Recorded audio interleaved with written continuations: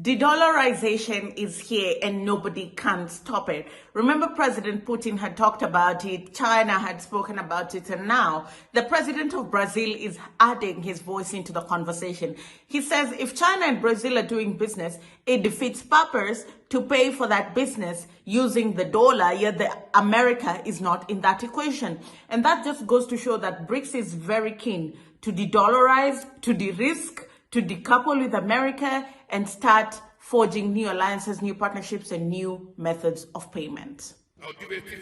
By diversifying payment sources in local currencies, increasing its partner network and its membership, NDB constitutes a strategic platform to promote cooperation between developing countries. Hello there, how are you doing? Welcome to another episode of World Conversations. My name is Ondiro Oganga. I'm a business journalist by profession and a digital content creator. I love coming on here talking to you guys about Africa, Black people, our empowerment, how we can rise up and take our rightful place at the global stage.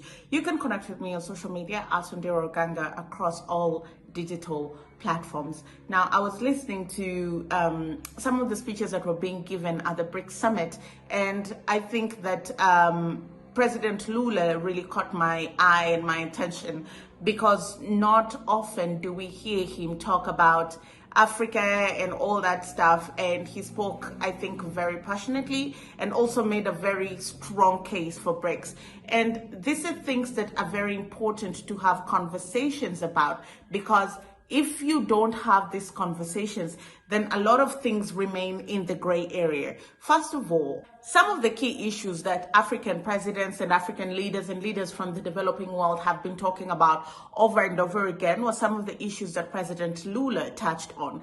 I think the first thing that he spoke about was resources. And it's such a shame, because it's not just he proved that it's not just in Africa, but all developing countries where natural resources do not benefit the natives, do not benefit the people. And if you hear the president of a country as powerful as Brazil talk about the fact that they want their natural resources to benefit the people and not necessarily serve a global politicized agenda, then that just shows you how powerful Western powers are and what lengths they will go to ensure that they maintain global dominance. The other thing that he spoke about very passionately was climate financing. You know, Africa is the least emitter in the world, yet we pay the price when it comes to climate change. There's flooding here, there's drought here, and we do not have modern technology, neither the resources to buffer ourselves. Yet the West refuses to pay money for climate adaptation, climate mitigation, and disaster management from climate change. And the people that continue to suffer are Africa and developing countries. And so it was really important to hear him add his voice to that. Our resources should not be exploited for the benefit of few, but valued and placed to service all, and above all, for the well-being of the local populations. And more than that, so that the promises that were already done by the rich countries should be fulfilled, climate financing and biodiversity should be truly new and additional in relationship to the traditional financing to development. We need an international financial system that, instead of feeding the inequalities, should help the medium and low income countries to implement structural changes. This will only happen with an adequate representation of the Bretton Woods institutions and their climatic funds.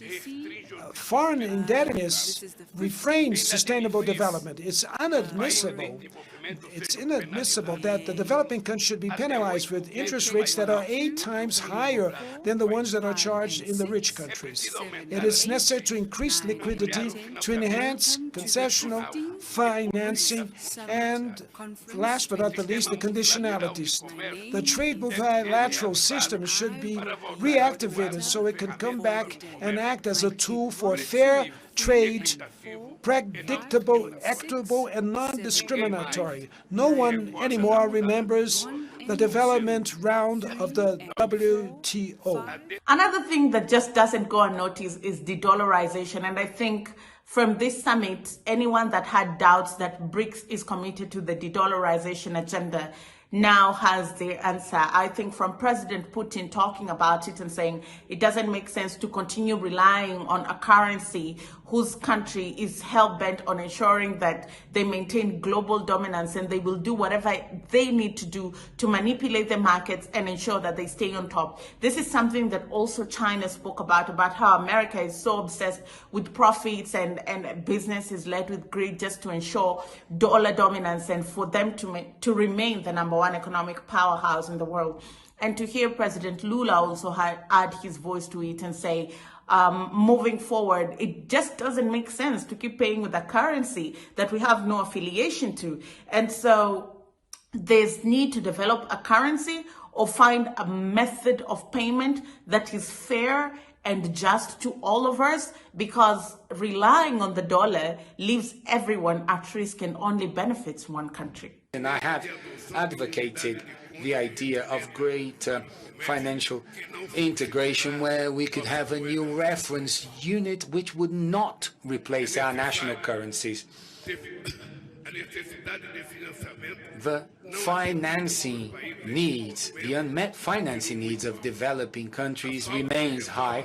The lack of a substantial reform from traditional financial institutions limit the volume and the credit modes offered by existing banks. The decision of establishing the new development bank represented a milestone in effective collaboration among emerging economies.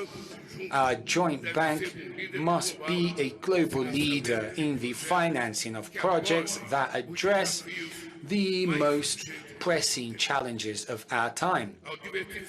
By diversifying payment sources in local currencies, increasing its partner network and its membership, NDB constitutes a strategic platform to promote cooperation between developing countries.